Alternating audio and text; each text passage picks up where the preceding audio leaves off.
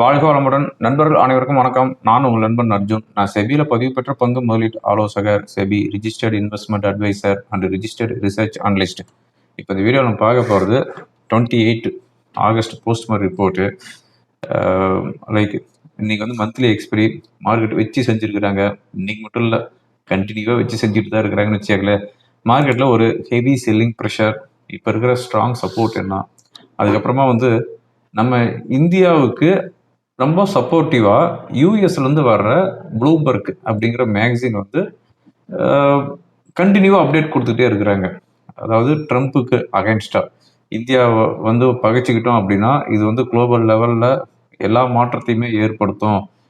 இந்தியாவும் இப்போ சைனாவும் வந்து ரொம்ப ரிலேஷன்ஷிப்பில் இருக்கிறாங்க. ஸோ இது எல்லாமே வந்து ட்ரம்ப் பண்ணுற வேலை அப்படின்னு கண்டினியூவாக போட்டுட்டு இருக்கிறாங்க. இப்போ என்னோட பேக்ரவுண்டில் ஓடிட்டு இருக்கிற வீடியோ கூட ப்ளூபர்க்கில் வந்துருக்கிற வீடியோ தான். ஸ்டார்டிங்லேருந்து இப்போ வரையும் ட்ரம்ப் என்ன பண்ணிக்கிறாரு அப்படிங்கிற பற்றியான ஒரு வீடியோ தான் ப்ளூபர்க்கில் கொடுத்துருக்குறாங்க. நீங்கள் கூட போய் செக் பண்ணி பாருங்க.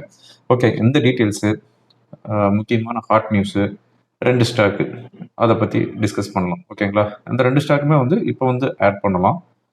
அது என்ன ஸ்டாக் அப்படிங்கிறது எல்லாமே பார்த்துடலாம். எங்கேயும் ஸ்கிப் பண்ணால் பாருங்கள். இந்த வீடியோ உங்களுக்கு கண்டிப்பாக யூஸ்ஃபுல்லாக இருக்கும். இதுவரை என்னுடைய யூடியூப் சேனலில் நீங்கள் வந்து சப்ஸ்கிரைப் பண்ணல அப்படின்னா சப்ஸ்கிரைப் பண்ணிட்டு பாருங்கள். ஓகேங்களா? இதுதான் வந்து கண்டினியூ நான் உங்ககிட்ட அப்டேட் கொடுக்குறது.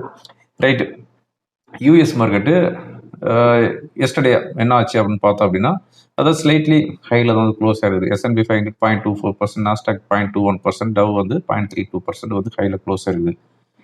எஸ்டர்டே வந்து மார்க்கெட் க்ளோஸ் ஆனதுக்கப்புறம் பிக்கஸ்ட் கம்பெனி என்விடியாவுடைய ஏர்னிங்ஸ் ரிப்போர்ட் கொடுத்துருக்குறாங்க. ஒரு சூப்பரான ஏர்னிங்ஸ் ரிப்போர்ட் கொடுத்துருக்குறாங்க, எபோவ் எக்ஸ்பெக்டேஷன். ஆனால் ப்ரீ மார்க்கெட்டில் ஸ்டாக் வந்து 5% டவுனில் இருக்குது. ஓகேங்களா? அது ஆல்ரெடி டிஸ்கவுண்டடு, அது கண்டினியூவாக ஏறிட்டு இருக்குது. அதாவது இந்த என்விடியாவுடைய மார்க்கெட் கேபிட்டலைசேஷன் எஸ்டர்டே க்ளோசிங் பேசிஸில் வந்து பார்க்கும்போது $4.43 ட்ரில்லியன்.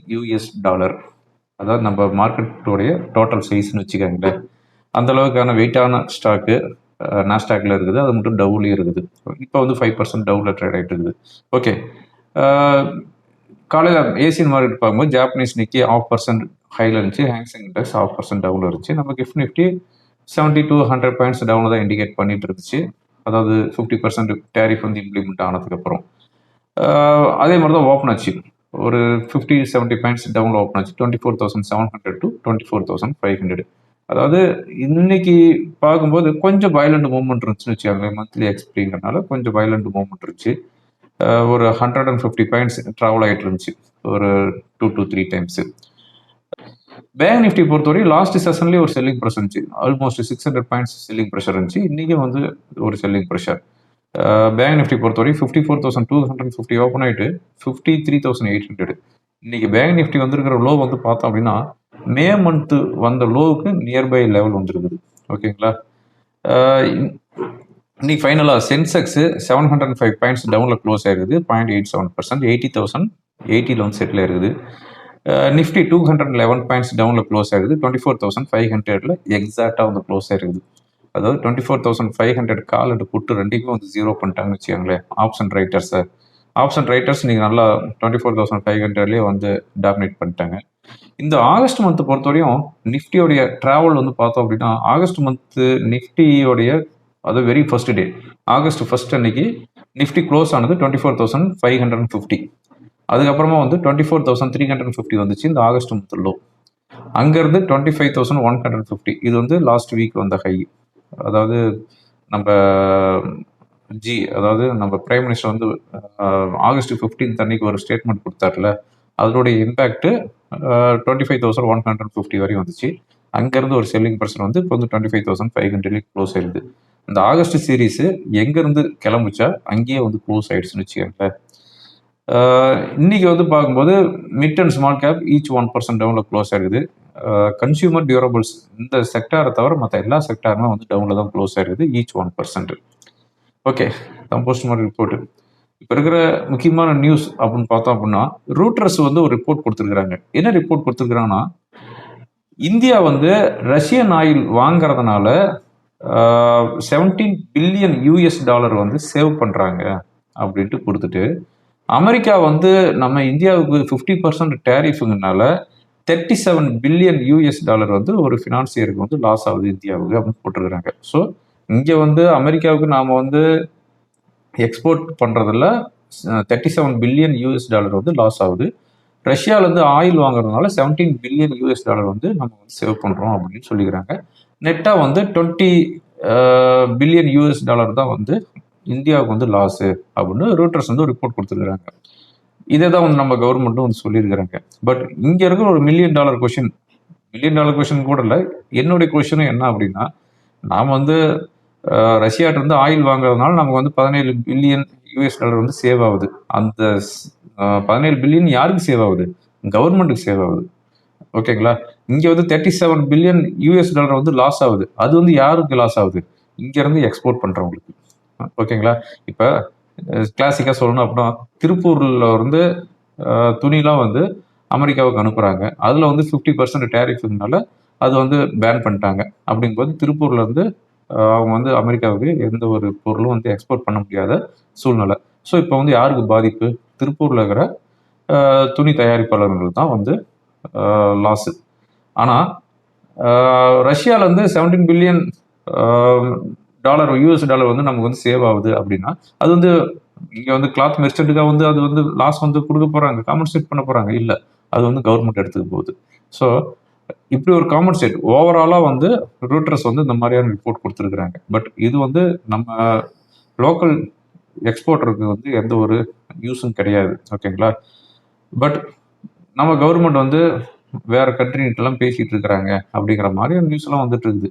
இந்த கிளாத் மெர்ச்சன்ட் வந்து எக்ஸ்போர்ட் பண்ணுறதுக்காக. பட் இது எந்த அளவுக்கு சாத்தியம் அப்படிங்கிறது தெரியல. ஏன்னா இப்போ தீபாவளி சேல்ஸ் வந்து ஸ்டார்ட் ஆக போகுது. இந்த தீபாவளி சேல்ஸுங்கிறது ரொம்ப ரொம்ப இம்பார்ட்டண்ட்.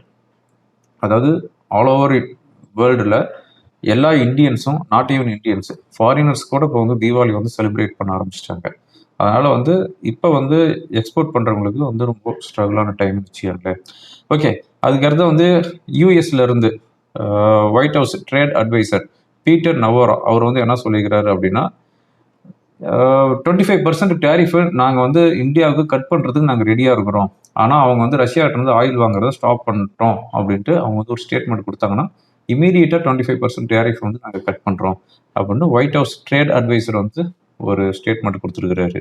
அதுக்கடுத்து வந்து ஸ்காட் பெசன்ட் இவர் வந்து ட்ரெஸரி செக்ரட்டரி இவர் வந்து என்ன மெசேஜ் கொடுத்துருக்கிறாரு அப்படின்னு பார்த்தோம் அப்படின்னா, India US is a very complicated relationship அப்படின்னு சொல்லிட்டு, but the end of the day we will come together அப்படின்னு சொல்லிடுறாரு. நாங்கள் வந்து இப்போ வந்து காம்ப்ளிகேட்டடாக இருக்குது, ஆனாலும் வந்து நாங்கள் வந்து ஒன்று சேர்ந்துக்குவோம் அப்படின்ட்டு ஸ்காட் பெசன்ட் வந்து ஒரு ஸ்டேட்மெண்ட் கொடுத்துருக்கிறாருன்னு வச்சுக்கோங்களேன். அதுக்கு அடுத்தா வந்து Kevin Hassett national economic council director இவர் வந்து என்ன ஒரு ஸ்டேட்மெண்ட் கொடுத்துருக்கிறாரு அப்படின்னா, if the Indians don't budge I don't think President Trump will அப்படின்னு சொல்லிடுறாரு. அதாவது இந்தியா வந்து வளைந்து கொடுக்காத வரையும் நாங்கள் வந்து வளைந்து கொடுக்க மாட்டோம் அப்படின்னு கெவின் ஹெசண்ட் அப்படிங்கிறவர் சொல்லிக்கிறாரு. ஸோ இப்போ இந்தியாவுடைய டாபிக் தான் வந்து குளோபல் லெவல்னு சொல்கிறத விட அமெரிக்காவில் இதுதான் வந்து ஹாட் டாப்பிக்காக இருக்குது. ஏன்னா அங்கேயும் வந்து விலைவாசி வந்து அதிகமான ரேட்டுக்கு போக போது நம்ம இந்தியாவை வந்து 50% டேரிஃப் போட்டிருக்கறனால. ஓகே, அதுக்கடுத்தா வந்து ப்ளூம்பர்க்லேருந்து ஒரு மெசேஜ் வந்திருக்குது. China family stands with India on Trump tariff அப்படின்னு சொல்லிக்கிறாரு. அதாவது சைனா வந்து நம்ம இந்தியா கூட ரொம்பவும் ஒரு இணக்கமான ஒரு சூழ்நிலையில் இருக்குது அப்படின்னு சொல்லிட்டு ப்ளூம்பர்க்லேருந்து நம்ம மெசேஜ் சொன்னோம் பார்த்தீங்களா, அதில் என்ன சொல்லியிருக்கிறாங்க அப்படின்னா, இந்தியா சைனா வந்து இதுக்கு முன்னாடி வந்து எதிரிகளாக இருந்தாங்க. ஆனால் இப்போ வந்து அவங்க 2 பேரும் வந்து நண்பர்கள் ஆகிட்டு இருக்கிறாங்க. அதுக்கு காரணம் நம்ம ட்ரம்ப்பு. எதிரிக்கு எதிரி நண்பன் அப்படிங்கிற மாதிரி நம்மளுடைய எதிரி யாரு? ட்ரம்ப்பு. ட்ரம்ப்போட எதிரி யாரு? சைனா. இப்போ வந்து நம்ம இந்தியாவும் சைனாவும் ரிலேஷன்ஷிப்பில் இருக்கிறாங்க. எதிரிக்கு எதிரி நண்பன் ஆகிட்டாங்க. இப்போ வந்து ட்ரம்ப் வந்து இந்த மாதிரி சூழ்நிலை உருவாக்கிட்டாரு. இந்தியா யூஎஸ் உடைய ரிலேஷன்ஷிப் வந்து ரொம்பவும் ஸ்ட்ராங்கான ஒரு ரிலேஷன்ஷிப். இது வந்து பல வருஷமாக வந்து பில்டப் பண்ணி கொண்டாந்துருக்குது. இதை வந்து இவர் வந்து போட்டு உடைச்சிட்டாரு அப்படிங்கிற மாதிரியான நியூஸு கண்டினியூவாக வந்து ப்ளூம்பர்க்ல நியூஸ் கொடுத்துட்டு இருக்கிறாங்க. நம்ம சின்ராஸுக்கு ஆப்போசிட் லீடர்ஸ் எல்லாமே வந்து இதையே தான் வந்து சொல்லிட்டு இருக்கிறாங்க. ஓகேங்களா? பட் ட்ரம்ப் இதுக்கெல்லாம் வந்து வளைந்து கொடுக்க மாட்டாருன்னு வச்சுக்கோங்களேன். பட் ஒருவேளை இந்தியாவுக்கு நாங்கள் 25% அடிஷ்னல் டேரிஃப் வந்து கட் பண்ணுறோம் அப்படின்னு சொல்லிட்டாருன்னா நம்ம market minimum 400 points 500 points gap அப்பில் ஓப்பன் ஆகும். பட் அது சொல்ல மாட்டாருன்னு நினைக்கிறேன். ஓகேங்களா? ரைட். மெக்சிகோ வந்து சைனாவுடைய கூட்ஸ்க்கு எல்லாமே வந்து டேரிஃப் இன்க்ரீஸ் பண்ணுறதா ஒரு நியூஸ் சொல்லியிருக்கிறாங்க. பாம்பே ஸ்டாக் எக்ஸ்சேஞ்ச் வந்து F&O செக்மெண்ட்லேயும் வந்து ப்ரீ ஓப்பன் செஷன் வந்து கொண்டுட்டு வராங்க. இது வந்து December 8, 2025 இந்த இயர் எண்டில் கொண்டுட்டு வராங்க. ஓகேங்களா? இந்தியாவுடைய ஐஐபி டேட்டா வந்திருக்குது. 3.5% growth வந்திருக்குது. இது வந்து ஒரு பெட்டரான ஐஐபி டேட்டா வந்திருக்குது. அதான் இருக்கிற முக்கியமான நியூஸு. இந்த வீடியோ ரெக்கார்ட் பண்ணிட்டு இருக்கும்போது யூஎஸ் ஃபியூச்சர் என்ன ட்ரேட் ஆகிட்டு இருக்குது அப்படின்னு பார்த்தோம் அப்படின்னா 50 பாயிண்ட்ஸ் ஹையில் ட்ரேட் ஆகிட்டு இருக்குது. யூஎஸ் நாஸ்டாக் இண்டெக்ஸ் வந்து 10 பாயிண்ட்ஸ் ஃப்ளாட்டாக தான் இருக்குது. யூரோப் மார்க்கெட் எல்லாமே வந்து ஸ்லைட்லி நெகட்டிவ்ல வந்து ட்ரேட் ஆகிட்டு இருக்குது. ஓகே, 2 ஸ்டாக் நம்ம சொல்லியிருந்தோம் பார்த்தீங்களா. இந்த ஃபர்ஸ்ட் ஸ்டாக்காக வந்து வாரி எனர்ஜி. அதாவது இந்த வாரி எனர்ஜி மார்க்கெட்டு இந்த அளவுக்கு வீக்காக இருக்கும்போது கூட இந்த ஸ்டாக் இன்னைக்கு 4%, லாஸ்ட் செஷனில் ஒரு 3%. ஸோ கண்டினியூவாக ஏறிட்டு இருக்குது. 3400 நியர்லி வந்துருக்குது வச்சுக்கோங்களேன். இந்த ஸ்டாக் வந்து ஒரு ஃபேண்டாஸ்டிக்கான ஸ்டாக்னு நான் அப்போ நான் சொல்லிட்டே தான் இருக்கிறேன். எந்த டிப் வந்தாலும் இது வந்து பை பண்ணுங்க, ஹோல்டு பண்ணுங்க ஃபார் த லாங் டேர்முக்கு. இது வந்து ஐபிஓவிலே நான் வந்து ரெக்கமெண்ட் கொடுத்துருந்தேன். அதுக்கப்புறமா வந்து 2000 ருபீஸில் வரும்போது ரெக்கமெண்ட் பண்ணியிருந்தேன். நீங்கள் வந்து 3400 வந்துருக்குது. ரீசெண்டாக உங்களுக்கு வந்து அமெரிக்காவிலேருந்து 520 மெகாவாட் ஆர்டருக்கு வந்து சோலார் பேனல் வந்து ஆர்டர் வின் பண்ணிக்கிறாங்க. ஓகேங்களா? ஸோ இந்த வாரி எனர்ஜி வந்து ஒரு ஃபென்டாஸ்டிக்கான ஸ்டாக். இது வந்து அகைன் வந்து ஆட் பண்ணலாம். அதுக்கு அடுத்ததான் வந்து HIL இப்போ ரீசெண்டாக லிஸ்டிங் ஆனது. I think 1 week before 10 days back வந்து இது வந்து லிஸ்டிங் ஆயிடுச்சு. இஷ்யூ ப்ரைஸ் வந்து 70 ருபீஸ் இஷ்யூ பண்ணியிருந்தாங்க. ஆனால் ஓப்பன் ஆனது 110 ருபீஸில் ஓப்பன் ஆகிட்டு 125, 30 அரௌண்டு போச்சு. இது வந்து ட்ரேட் டு ட்ரேடில் இருந்துச்சு. அதாவது பிஇ செக்மெண்ட்டில் இருந்துச்சு. இன்னைக்கு வந்து இந்த செக்மெண்ட்டை வந்து என்ன பண்ணிட்டாங்க அப்படின்னா நார்மல் கொண்டு வந்துட்டாங்க. அதாவது ஈக்குவிட்டிக்கு கொண்டு வந்துட்டாங்க. அது மட்டும் இல்லாமல் இதனுடைய ஃப்ரீஸ் லிமிட் வந்து ப்ரீவியஸாக வந்து 5% இருந்துச்சு. இன்னைக்கு வந்து 20% ஃப்ரீஸ் லிமிட் கொண்டு வந்துட்டாங்க. ஸோ இன்னைக்கு இந்த ஸ்டாக் வந்து க்ளோஸ் ஆகிருக்குது நியர்லி 90 ருபீஸில் வந்து க்ளோஸ் ஆகிருக்குது. இஷ்யூ ப்ரைஸ் வந்து 70 ருபீஸ். ஸோ இவங்க வந்து நான் வந்து ஐபிஓலேயே அப்ளை பண்ணலான்னு சொல்லியிருந்தேன். அது மட்டும் இல்லாமல் இவங்க வந்து கிராஜுவலான ப்ராஃபிட் இன்க்ரீஸ் பண்ணிக்கிறாங்க. ஸோ இந்த ஹைவே இன்ஃப்ராஸ்ட்ரக்சர் லிமிடெட் இந்த கம்பெனியை வந்து நீங்கள் வந்து அக்யூமுலேட் பண்ண ஸ்டார்ட் பண்ணலாம். ஓகேங்களா? ஃபார் த லாங் டேர்முக்கு நான் சொல்கிறது ஷார்ட் டேர்ம் கூட கிடையாது. லாங் டேர்முக்கு இது வந்து அக்யூமுலேட் பண்ணலாம். இந்த 2 ஸ்டாக்குமே வந்து கன்சிடர் பண்ணிக்கோங்க. ஓகேங்களா? வாரி எனர்ஜியில் வந்து ஃபுல்லாக இன்வெஸ்ட்மெண்ட் பண்ணிடாதீங்க. எவ்ரி டிப் வரும்போது இன்வெஸ்ட்மெண்ட் பண்ணுங்க. பட் HILல வந்து ஹைவே இன்ஃப்ராஸ்ட்ரக்சரில் வந்து இப்போ வந்து கொஞ்சம் கொஞ்சமாக இன்வெஸ்ட்மெண்ட் பண்ண ஸ்டார்ட் பண்ணலாம். ஓகேங்களா? ரைட். இப்போ ஓவரால் நம்ம மார்க்கெட் எப்படி இருக்குது அப்படின்னு பார்த்தோம் அப்படின்னா, அதாவது ஆகஸ்ட் மந்த் வந்த லோ 24,350. இந்த லோ வந்து பிரேக் பண்ணக்கூடாது. ஓகேங்களா? இந்த லோ பிரேக் பண்ணிட்டு அதுக்கு கீழே க்ளோஸ் ஆச்சு அப்படின்னா 23,900 வரை வர்றதுக்குண்டான பாசிபிலிட்டிஸ் இருக்குது. என்னோட வீடியோ கண்டினியூ பார்த்துட்டு உங்களுக்கு தெரிஞ்சிருக்கும். நான் வந்து லாஸ்ட் வீக் அது ப்ரீவியஸ் வீக் எல்லாம் சொல்லியிருந்தேன். 25,200க்கு மேலே க்ளோஸ் ஆச்சுன்னா நான் வந்து அகைன் வந்து புல்லிஸ்க்கு சேஞ்ச் ஆகிறேங்க அப்படின்னு சொல்லியிருந்தேன். எவ்வளோ பேருக்கு தெரியும் தெரியல. எல்லா அப்படின்னா என்னோட வீடியோ போய் பாருங்கள். வீக்லி அனலிசிஸ் ரிப்போர்ட்டில் போய் பாருங்கள். Previous week analysis report. இந்த 25,200க்கு மேலே க்ளோஸ் ஆச்சுன்னா புல்லிஸ். ஆனால் 25,150 தான் வந்துச்சு இப்போ ரீசெண்டாக வந்த ஹை. இப்போ அங்கேருந்து செல்லிங் ப்ரெஷர் வந்து இப்போ 24,500. நான் எப்போ பிஆர்இஸ்க்கு மாறினேன் அப்படிங்கிறதையும் சொல்லிடுறேன். 25,200லேயே வந்து நான் வந்து பிஆர்இஸ்க்கு மாறினேன். ஓகேங்களா? இப்போ வந்து 23,500 நியர்லி இருக்குது. இப்போ 24,350 அந்த லெவல் வந்து பிரேக் பண்ணக்கூடாது. அதுக்கு கீழே க்ளோஸ் ஆச்சு அப்படின்னா ஃபர்தராக வீக்காகவும் 23,900 வரை வர்றதுக்குண்டான பாசிபிலிட்டிஸ் இருக்குது. இப்போ ஒரு ரேலி வந்துச்சு அப்படின்னா 23,700 to 800 வரையும் போகிறதுக்குண்டான பாசிபிலிட்டிஸ் இருக்குது. நாளைக்கு வந்து ஃப்ரைடே. யூஸ்வலாகவே வந்து நமக்கு வந்து ஃப்ரைடேனா ஒரு செல்லிங் ப்ரெஷர் இருக்கும்.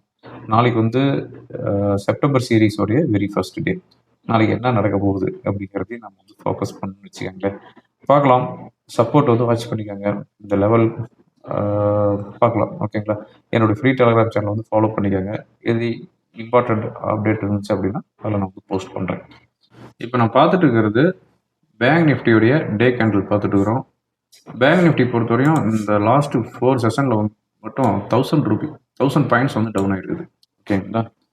வெர்டிக்கலாக இறங்கிருக்குது. இப்போ இருக்கிற சப்போர்ட் அப்படின்னு பார்த்தோம் அப்படின்னா 53,600. 53,600க்கு கீழே வந்துச்சு அப்படின்னா ஒரு நல்ல ஒரு செல்லிங் ப்ரெஷர் இருக்கிறதுக்கு வாய்ப்பு இருக்குது. 53,200. ஸோ 53,600 and 200 வந்து வாட்ச் பண்ணிக்காங்க. ரெசிஸ்டன்ஸ் அப்படின்னு பார்த்தோம் அப்படின்னா இப்போ இருக்கிற ரெசிஸ்டன்ஸ் 54,200 to 250. ஓகேங்களா? நிஃப்டி என்ன இண்டிகேட் பண்ணுது அப்படின்னு பார்த்தோம் அப்படின்னா, இந்த அதாவது இமீடியட் சப்போர்ட் அப்படின்னு பார்த்தோம் அப்படின்னா 24,480. கொஞ்சம் ஸ்ட்ராங் சப்போர்ட் அப்படின்னு பார்த்தோம் அப்படின்னா 24,350. 24,350க்கு கீழே வந்துச்சு அப்படின்னா 23,900 பொசிஷனல் டார்கெட். ஓகேங்களா? அதுக்குன்னு வெர்டிகலாக வரும்னு சொல்ல கிடையாது. இதுதான் வந்து நெக்ஸ்ட் சப்போர்ட். இப்போ இருக்கிற ரெசிஸ்டன்ஸ் அப்படின்னு பார்த்தோம் அப்படின்னா 24,700.